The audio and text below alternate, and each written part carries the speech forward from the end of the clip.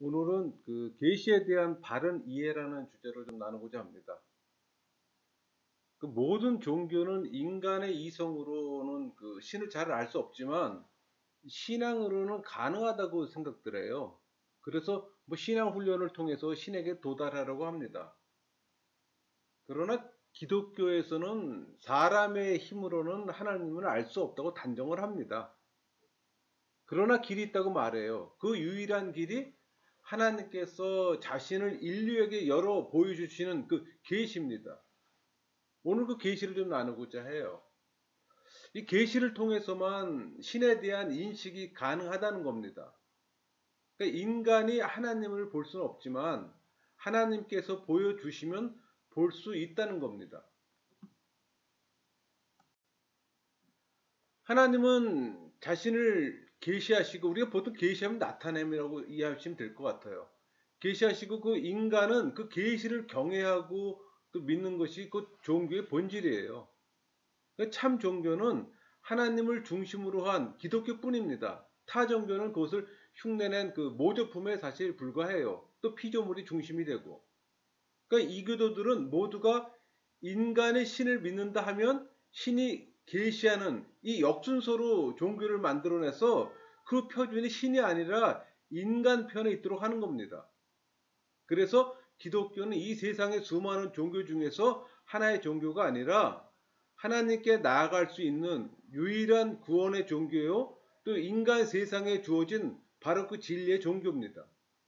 여러분, 기독교는 하나님과 인간이 만나는 유일무이한 진리의 종교예요. 그래서 기독교는 타 종교를 인정하지 못하는 겁니다. 기독교는 그 기원이 확실하신 하나님의 계시에 의해서 출발해요.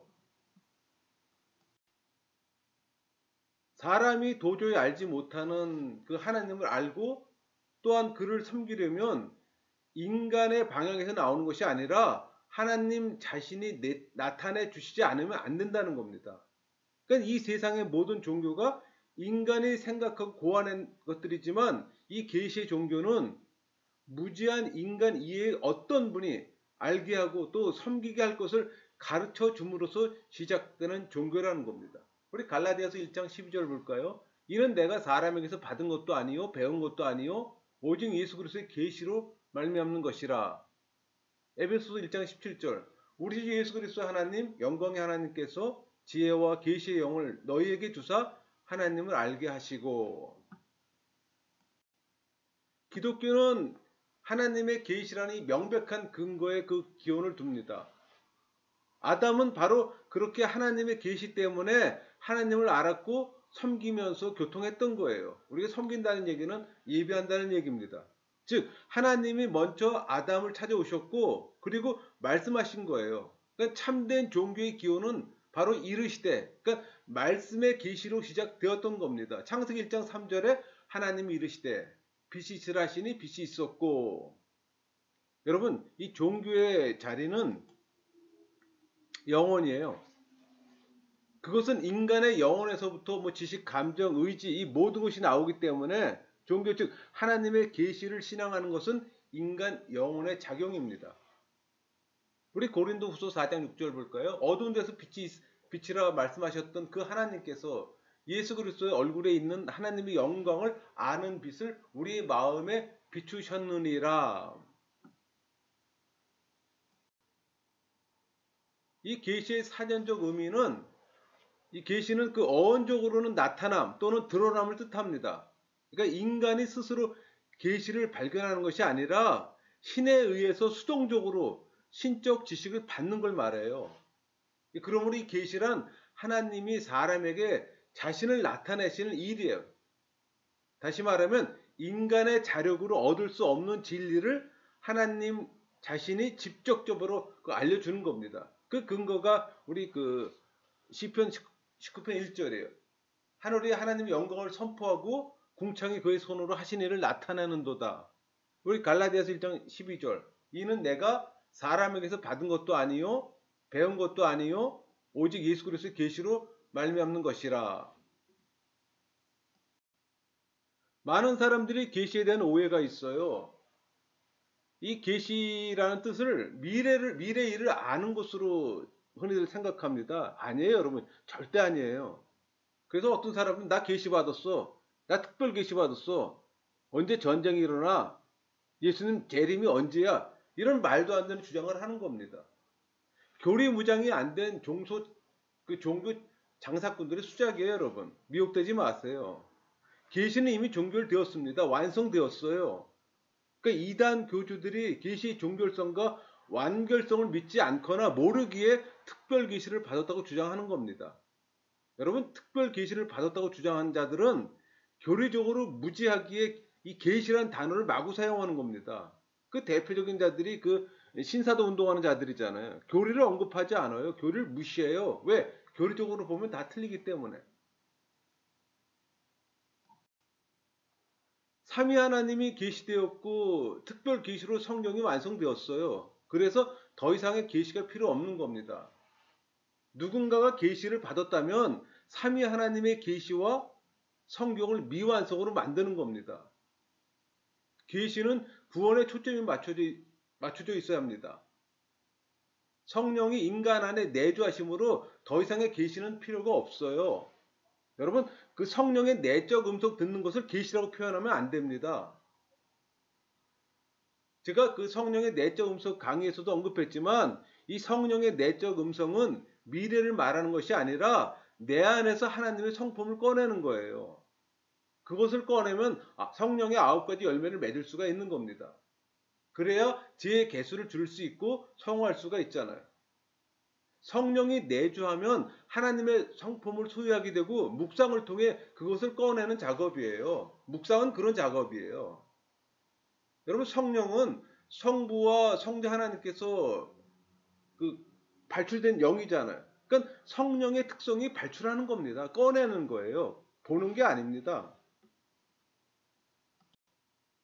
우리 소일의 문답 제2문답에 문제 2항에 이런 질문이 있습니다. 하나님을 영화롭게 하고 즐거워하기 위해 하나님이 우리에게 주신 법칙은 무엇입니까? 그 답이 하나님을 영화롭게 하고 즐거워하는 것을 가르쳐주는 유일한 법칙은 신구약 성경에 기록된 하나님의 말씀입니다. 이렇게 표현되어 있어요. 그러니까 성경이 하나님의 말씀인 이유는 성경이 하나님의 계시로 쓰여졌기 때문입니다. 여러분, 계시란 감춰져 있는 것을 밖으로 드러내 보여준다는 뜻이잖아요. 그러니까 타락한 우리 인간 스스로는 하나님에 대해서 알 수가 없어요. 이런 인간에게 하나님께서 친히 자기 자신에 대한 성품과 그분의 계획을 드러내 주시고 가르쳐 주신 것을 계시라고 말합니다. 그러니까 성경이 하나님의 말씀인 이유는 모든 성경이 하나님의 영감으로 기록되어 있기 때문에. 여러분, 계시가 가지고 있는 이 함축적 의미는 그 불변의 진리를 부여하고 또 진실하고 확실한 그 권위가 있습니다. 우리 계시의 성격을 보면은 하나님의 계시는 본질적이에요. 특별 계시는 하나님의 말씀, 예수 그리스도고 이 주어진 계시는 점진적으로 나타납니다. 그런데 이 점진적으로 나타난 계시가 진실로 판명됨으로 진실임을 또 믿게 되는 겁니다. 여러분, 이 계시의 점진성을 이해할 때 바른 성경 해석이 나와요. 제가 예를 한번 들어 설명해 볼게요. 세대주의는 이 구약은 성부 하나님, 신약은 뭐 성자 하나님, 교회 시대는 성령 하나님의 활동 시라고 말합니다. 여러분, 아니에요. 틀립니다. 삼위 하나님은 창조 때나 지금이나 심판의 때나 항상 동일하게 함께 활동하세요. 다만 역할만 분담하는 겁니다. 그러니까 삼위 하나님의 역할은 성부는 창조와 섭리, 성자 하나님은 구속과 중보, 성령 하나님은 내주하셔서 인도하고 교통하시는 거예요. 그러니까 구약 성경에는 성자 하나님, 이 성령 하나님이 계시되지 않았을 뿐이지 삼위 하나님은 항상 함께 사역하셨어요. 구약 성경에서 하나님이 말씀하셨다면 모두 성자 하나님입니다. 또 이적을 베풀었다면 성령 하나님의 사역이에요. 왜? 성자 하나님은 말씀 사역하시고 성령 하나님은 이적 사역을 하시기 때문에. 이 삼위 하나님의 계시의 점진성을 알지 못하면 성경 해석이 왜곡되어 제멋대로 해석하는 겁니다. 여러분, 그 교단 교파의 분리는 성경 해석 때문이에요. 교리의 정립이 그렇게 중요합니다. 그중 가장 중요한 것이 이 삼위일체예요. 삼위 하나님의 계시와 점진성입니다. 이 삼위일체와 계시의 점진성으로 이단을 구별하고 거짓 목사를 구별하고 잘못된 믿음과 구원을 점검해요. 가장 중요한 것은 바른 성경을 해석한다는 겁니다. 여러분, 성경 해석 방법은 여러 가지가 있잖아요. 뭐 기납적 성경 해석, 뭐 연역적 해석 방법, 그것보다 더 중요한 게 이 계시의 점진성에 대한 이해입니다. 여러분, 계시의 종류는 뭐 크게 일반 계시와 특별 계시로 사실 구분합니다. 그러니까 일반 계시는 하나님은 피조물을 통해서 계시하세요. 우리 이를 보통 자연 계시라고 얘기하잖아요. 그 피조물은 하나님의 창조물이므로 그 작품을 통해 그것을 만드신 창조주를 알 수가 있는 거예요. 그러나 이 자연 계시는 사람이 구원을 받을 수 있을 정도로 하나님을 알기에는 좀 부족해요. 인간이 자연을 통해 하나님을 알 수는 있지만 간접적이기 때문에 희미하게 밖에 알 수가 없어요. 이것은 자연의 모든 현상을 통해 하나님 자신을 나타내는 방법입니다. 이 일반 계시는 직접적인 말씀의 전달 형식으로 인간에게 오는 것이 아니라 하나님이 창조물과 그 역사를 통해 자신의 존재함을 밝히 보여줌으로써 우리는 얼마든지 그의 피조물을 통해서 하나님을 알 수가 있는 겁니다. 로마서 11장 36절 볼까요? 이는 만물이 그에게서 나오고 주로 말미암고 주에게로 돌아갑니다. 그에게 영광이 세세 있을지어다. 아멘. 일반 계시로는 불충분합니다. 그 원죄로 말미암아 인간의 영혼을 모두 타락시켰잖아요. 이 타락 후에 인간의 영혼은 죄의 영향 아래 있어서 일반 계시로는 결코 충분하거나 완전하진 못해요. 그 일반 계시에 의해 전달된 그 하나님의 지식은 너무 불확실하기 때문에 구원을 받기에는 불확실합니다. 인간 계시는 인간이 그저 죄인이며 인간의 나약함과 한계를 인식하고 또 어떻게 구원을 얻는가를 깨닫게 해주는 정도예요. 영원한 나라에 대한 소망 등의 영적 충족을 해결해 주기에는 불가능합니다. 우리 고린도서 1장 21절 하나님의 지혜에 있어서는 이 세상이 자기 지혜로 하나님을 알지 못하므로 하나님과 단절된 관계로 인간 본성은 죄의 영향 아래 있어서 참된 구원의 길도 또 하나님을 기쁘게 하는 방법을 알지 못해 종교성은 엉뚱한 대상을 찾게 되고 또 우상을 숭배하게 되는 겁니다. 이게 일반 계시의 한계예요. 더듬어 찾아가는 인간에게보다 분명히 빛으로서의 그 주님의 특별 계시가 필요한 겁니다. 여러분, 인간 계시는 사람 안에 있는 양심과 사람 밖에 있는 자연으로 드러납니다. 성경은 이 사실에 대해서 여러 곳에서 증거하고 있어요. 뭐 시편 19편이나 로마서 1장 20절, 11장 36절 말씀이 그 이해입니다. 그러니까 사람 안에 있는 이 증거의 양심은 우리가 이성, 때로는 종교성, 도덕성으로 또 얘기합니다. 또 더불어 사람 밖에 있는 자연, 곧 우리가 살아가고 있는 우주 만물 전체가 하나님의 작품이기 때문에 그 모든 것이 하나님을 또 드러내는 계시가 됩니다. 그래서 모든 사람이 하나님 앞에서는 심판의 때에 그 누구도 핑계하지 못할 것이라고 또 성경은 엄중히 또 말합니다. 그럼 특별계시 한번 얘기해 볼까요? 그 특별계시는 한마디로 성경이에요.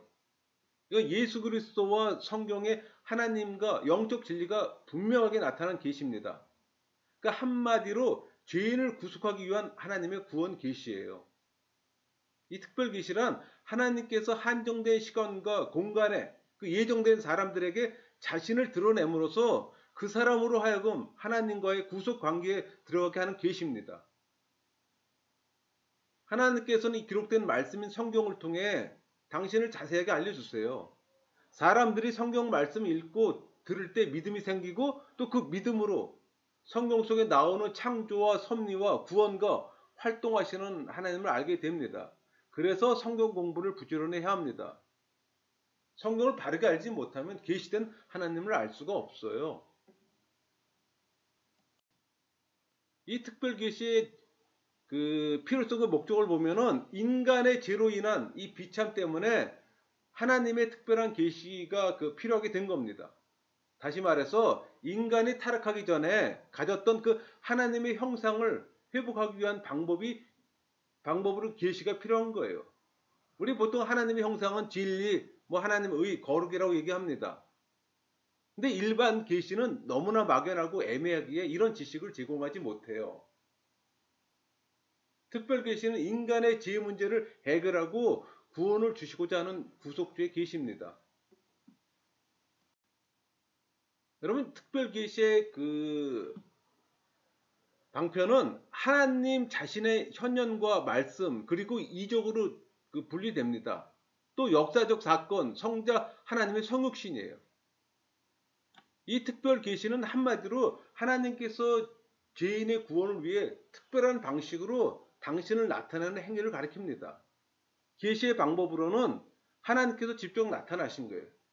보통 우리가 하나님이 현현이라고 얘기를 하죠. 그러니까 하나님께서 사람 또는 천사의 모습으로 나타나시기도 하셨고 또 불과 구름 가운데서 나타나시기도 하고 최종적으로는 그리스도의 성육신 인카네이션으로 나타나셨습니다. 또 하나님은 말씀하셨어요.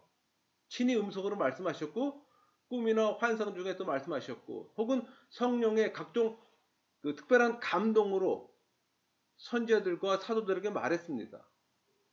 성자 하나님의 사역이에요. 또 하나님께서는 기적을 행하셨습니다. 성경에는 하나님의 기적들을 위해 표적, 기사, 능력이라는 세 가지 말들을 사용해요. 하나님께서는 모세와 여호수아 시대, 또 엘리야와 엘리사 시대 때, 또 다니엘과 그 세 친구들 시대 때, 그리고 그리스도와 사도들의 시대, 그러니까 이런 세대를 통해 많은 기적들을 행하셨어요. 또 그 또한 그것은 성령 하나님의 사역입니다. 여러분, 구약 성경에서 구약은 성부 하나님만 계시됐잖아요. 그렇기 때문에 그 구약에서 말씀으로 나타나는 사역은 거의 다 성자 하나님의 사역입니다. 그 성부 하나님 말씀하시는 거 아니에요. 그리고 또 구약에서 어떤 기적을 나타내는 것은 전부 다 성령 하나님 사역이에요. 그 성부 하나님 사역 아닙니다. 많은 사람들이 오해를 해요. 구약은 성부 하나님의 시대라고 해서 말씀하시는 거나 이적을 나타내는 게 전부 다 성부 하나님으로 하는 걸로 알고 있어요. 그건 세대주의의 개념이에요. 개혁주의에서는 그렇게 얘기하지 않아요. 우리 예수 그리스도를 통해서 확실하게 계시하셨습니다. 그러니까 성경 말씀으로 하나님에 대해 잘 알 수 있는 것이 사실이에요. 인격자이신 또 하나님을 직접 만나서 또 분명하기에는 또 미흡한 점이 있었습니다. 마치 구약 시대 사람들이 하나님을 믿는 것과 같아요. 그래서 마지막으로 완전한 방법으로 하나님과 똑같은 성자 하나님을 세상에 보내주신 겁니다. 그러니까 예수님은 이 통일된 하나의 인격을 가신 분이잖아요. 예수님은 하나님이 되시기도 하고 사람도 되십니다. 그런데 하나님께는 인격이 있어요. 사람에게도 인격이 있습니다. 그러면 예수님은 두 개의 인격을 가지고 계셨는가? 그렇게 생각해 볼 수 있잖아요. 예수님은 두 개의 인격이 아니라 하나의 인격을 갖고 계셨어요. 하나의 인격 안에 하나님과 사람이 하나로 통일을 이룬 겁니다. 또 성자 하나님께서는 성부 하나님과 본질상 완전히 동일하심으로 또 성부 하나님을 본 자는 성자 하나님을 본 것과 동일해요. 또 성자 하나님을 본 사람은 성부 하나님과 본 것과 또 동일하고 요한복음은 이 사실을 증언하고 있습니다. 요한복음 1장 1절 태초에 말씀이 계시니라 이 말씀이 하나님과 함께 계셨으니 이 말씀은 곧 하나님이시니라. 1장 14절 말씀이 육신이 되어 우리 가운데 거하심에 우리가 그의 영광을 보니 아버지의 독생자의 영광이요 은혜와 진리가 충만하더라. 1장 18절 본래 하나님을 본 사람이 없으되 아버지 품속에 있는 독생하신 하나님이 나타내셨느니라. 또 10장 30절 나와 아버지는 하나이니라 하신대. 14장 8절 빌립이 이르되 주여 아버지를 우리에게 보여주소서 그리하면 족하겠나이다. 9절에 예수께서 이르시되 빌립아 내가 이렇게 오래 너희와 함께 있을 때 네가 나를 알지 못하느냐. 나를 본 자는 아버지를 보았거늘 어찌하여 아버지를 보이라 하느냐. 이 부분은 여러분이 제3일째 강의를 참고하시면 좀 도움이 될 것 같네요. 여러분 죄인이고 영적 감각이 마비된 인간이 하나님을 만나는 것이 불가능하기 때문에 하나님께서는 성경을 멈춰 주셨어요. 마지막으로 하나님과 똑같으신 성자 하나님을 친히 보내주심으로 사람들이 그리스도를 통해 성부 하나님을 완전히 알 수 있게 하신 겁니다. 여러분, 계시의 방법도 다양해요. 뭐 하나님의 현현, 들을 수 있는 인간의 언어, 또 꿈을 통해, 또 우림과 둔빔을 통해서, 또 환상을 통해, 이적을 통해서 하나님은 당신을 드러내셨어요. 하나님은 영이시고 또 초월적 존재로서 인간의 감각으로 인지할 수 없으나 성경은 그 하나님을 만난 자가 있고 또 보았다고 기록하고 있습니다. 이러한 보이는 현상을 하나님의 현현이라고 보통 얘기합니다. 하나님의 현현 중 최대 사건은 예수 그리스도의 성육신입니다. 그러나 구약 성경에서 하나님 계시의 예를 몇 개 들어볼게요. 우리 출애굽기 3장 2절 여호와의 사자가 떨기나무 가운데로부터 나오는 불꽃 안에서 그에게 나타나시니라. 그가 보니 떨기나무에 불이 붙었으나 그 떨기나무가 사라지지 아니한지라. 여기서 여호와의 사자는 하나님의 현현으로서 성육신 하시기 전에 그리스도 즉 성자 하나님을 얘기합니다. 여러분, 또 들을 수 있는 인간의 언어로 또 하나님을 계시한 사건이 있어요. 그게 창세기 6장 13절입니다. 하나님이 노아에게 이르시되 모두 혈육 있는 자의 포악함이 땅에 가득함으로 그 끝날이 내 앞에 이르렀으니 내가 그들을 땅과 함께 멸하리라. 노아에게 말씀하신 하나님은 성자 하나님을 말합니다. 또 꿈을 통해서 계시하기도 했어요. 뭐 성경에서 꿈으로 계시한 예는 너무나 많습니다. 우리 대표적인 거 창세기 37장 5절 6절 요셉이 꿈을 꾸고 자기 형들에게 말하며 그들이 그를 더욱 미워하였더라. 요셉이 그들에게 이르되 청하건대 내가 꾼 꿈을 들으시오. 또 우림과 둔빔으로 또 계시를 하기도 했습니다. 우리 출애굽기 28장 30절 너는 우림과 둔빔을 판결 흉패 안에 넣어 아론의 여호와 앞에 들어갈 때 그의 가슴에 붙이게 하라. 아론은 여호와 앞에서 이스라엘 자손의 흉패를 항상 그의 가슴에 붙일지니라. 또 환상을 통해 계시하셨습니다. 환상으로 계시한 예도 굉장히 많죠. 15장 1절 이후에 그 여호와의 말씀이 환상 중에 아브라함에게 임하여 이르시되 아브라함아 두려워하지 말라 나는 네 방패요 너의 지극히 큰 상급이니라. 또 이적을 통해서 또 계시하셨습니다. 그러니까 모든 일이 다 하나님이 그 원인이지만 특별히 하나님의 직접적인 간섭을 통해 일어난 사건을 또 얘기하기도 합니다.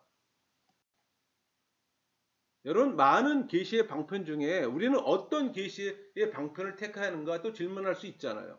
간단해요. 예수 그리스도의 생애와 사역에 나타난 계시를 그대로 수용하면 됩니다. 또 영감된 성경 말씀을 절대적으로 믿고 사는 것이 이 계시의 완전한 수용이에요. 물론 지금도 하나님은 여러 가지 방법으로 우리에게 역사하시지만 무엇보다도 제일 중요한 것은 계시된 말씀을 통해 우리의 신앙을 지키는 겁니다. 예수님께서는 사역을 통해 또 하나님의 온전하신 뜻을 완전하게 계시하셨어요. 그러니까 하나님은 그 완전한 계시를 영감을 통해 책으로 또 기록하게 되었고 또 영원한 계시가 되게 하셨습니다. 그것이 곧 성경입니다. 예수님의 사역과 말씀 그리고 그를 위한 준비로서 이 글들과 그에 관한 글들을 영감으로 기록해 보관함으로써 그리스도께서 성취하신 구속의 진리를 또 알도록 하셨습니다. 구속에 필요한 모든 계시는 확실하게 담았으므로 계시는 이제 종결되었고 완성되었어요. 더 이상의 계시를 언급하면 안 됩니다.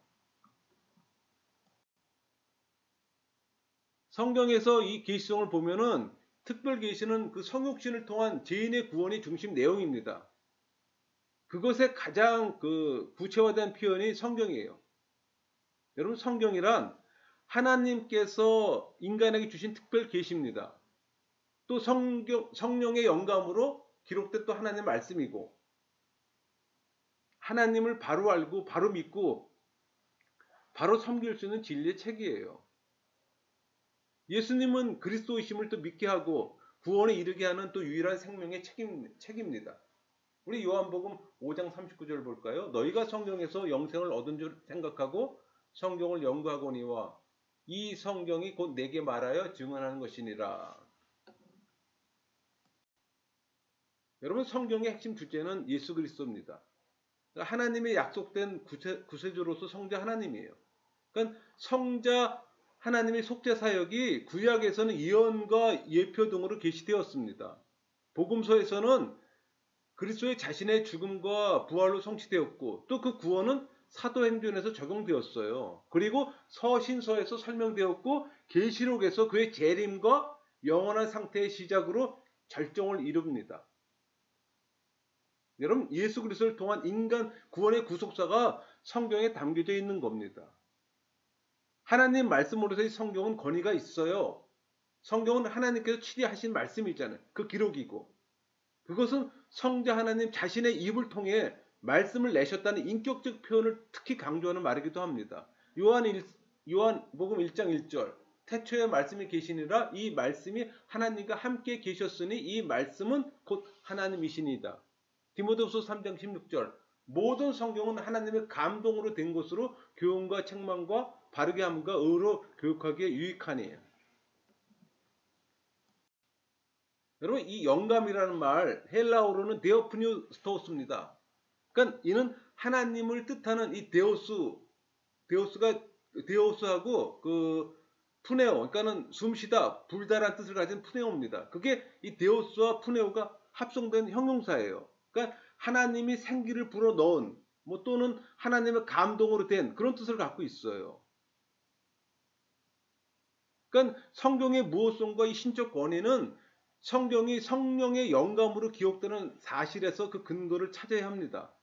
여러분, 하나님께서 인간을 통해 이 성경을 기록하실 때 인간 기자로 하여금 오류가 없이 기록하도록 하기 위해 성령으로 인간 기자의 인격 전체를 주관 섭리하고 감독하는 사역을 가리킵니다. 여러분, 성경의 무의 교리는 기독교의 정통 교리예요. 그래서 우리는 성경의 완전 영감을 믿기 때문에 성경의 무를 믿는 겁니다. 디모데후서 3장 16절 또 나왔네요. 모든 성경은 하나님의 감동으로 된 것으로 교훈과 책망과 바르게 함과 의로 교육하기에 유익하니. 마태복음 5장 18절 천지가 없어지기 전에는 율법의 1.1획도 결코 없어지지 아니하고 다 이루리라. 여러분, 성경은 하나님의 영감으로 기록된 책이잖아요. 이 영감은 성경의 모든 책에 그리고 각 책의 모든 부분들에 미침으로써 그 성경 자체가 증거예요. 그러니까 성경의 지극히 작은 부분도 심지어 단어와 글자까지도 여기서 제외되지 않습니다. 그래서 우리는 축자적 영감을 믿는 겁니다. 성경의 축자 영감은 성경 유해 가능성을 배제합니다. 그러니까 이 축자 영감은 성경 자체의 증거에 따라 전체가 완전히 영감되었다는 주장이에요. 즉 모든 성경은 하나님의 감동으로 된 것으로 모든 구절, 글자 하나하나에 완전히 영감되어 쓰여졌다는 겁니다. 우리는 이것을 완전 축자 영감이라고 보통 얘기합니다. 정통 기독교에서는 이것을 정설로 받아들여요. 결론적으로 신구약 성경 66권은 모두 하나님의 초자연적 영적 감화에 의해 기록된 하나님의 말씀입니다. 그렇다면 영감 방식에 대한 바른 견해는 뭘까 또 생각해 볼 수 있잖아요. 우리 개혁주의자들은 유기적 영감론을 주장합니다. 이 유기적 영감론은 기계적 영감론, 역동적 영감론의 오류에 빠지지 않고 제1기자인 하나님과 제2기자인 인간의 특성을 모두 균형 있게 고려하는 견해입니다. 그러니까 유기적 영감론이란 성령께서 인간 기자들은 유기적 방법을 감동시켜 성경을 기록하셨다는 겁니다. 그러니까 성경 기자들이 이 성경을 기록할 때 성령께서 인간 기자들이 가지고 있는 인간의 특성을 모두 사용하셨다는 겁니다. 그러니까 성령은 인간 기자들이 가지고 있는 인간적인 특성을 모두 사용하게 하셨다는 얘기예요. 그러니까 성령은 인간 기자들의 성격이나 재능, 지식이나 감정, 이 사고방식들의 이 차이점을 그대로 사용하시며 또 초자연적 신적 감화를 통해 그들이 인간적인 오류에 빠지지 않도록 하셨다는 겁니다. 그러므로 이 유기적 영감론이란 성경 기자들이 성경을 기록할 때 아무런 의식 없이 무의식적 상태에서 녹음기나 뭐 필기 도구 같이 사용된 것이 아니라는 얘기예요. 이 성경 기자들은 자신의 개인적인 생각과 감정과 체험, 이 고유한 용어나 문체를 사용할 수 있었던 겁니다. 여러분, 성령의 조명을 정의하면 하나님께서 이 성령을 통해 그의 말씀을 깨닫게 하시고 또 우리들의 삶에 적용케 하시고 또 우리들의 삶 자체의 이 방향을 결정되는 데 필요한 그 인도하심을 받게 하는 그 과정을 얘기합니다. 이제 그 계시, 영감, 이 조명의 관계를 정리하면 계시는 진리의 부요 또 진실하고 확실하며 하나님께서 당신을 드러내시는 본질적인 겁니다. 이 계시에는 환상, 꿈을 또 포함하고 또 자기 불변의 진리를 이룹니다. 반면에 영감은 받은 진리를 책으로 환원하는 거예요. 또 성령의 조명은 주관적인 조건으로 계시의 빛을 인식하는 방법입니다. 그러니까 성령의 조명은 진리 이해와 관계하지만 정확한 약속을 포함하지는 않아요. 무슨 말인가 하면 계시의 내용을 포함하는 것이 아니라는 겁니다. 즉 계시를 준다는 것이 아니에요. 그래서 성령의 내적 음성을 듣고 계시 받았다고 주장하면 안 되는 겁니다. 신사도 운동하는 사람이나 종교 장사꾼들 상당수가 계시 받았다 하면 이 부류에 해당되는 겁니다. 여러분, 신사도 운동하는 사람이나 이 종교 장사꾼들은 성령의 조명을 계시라고 표현하는 겁니다. 무지의 소치예요. 교리에 대한 이해함이 없기 때문입니다. 솔직히 성령의 조명을 받는 것도 인정하기 어려워요. 왜? 하나님은 질서 하나님이기 때문에.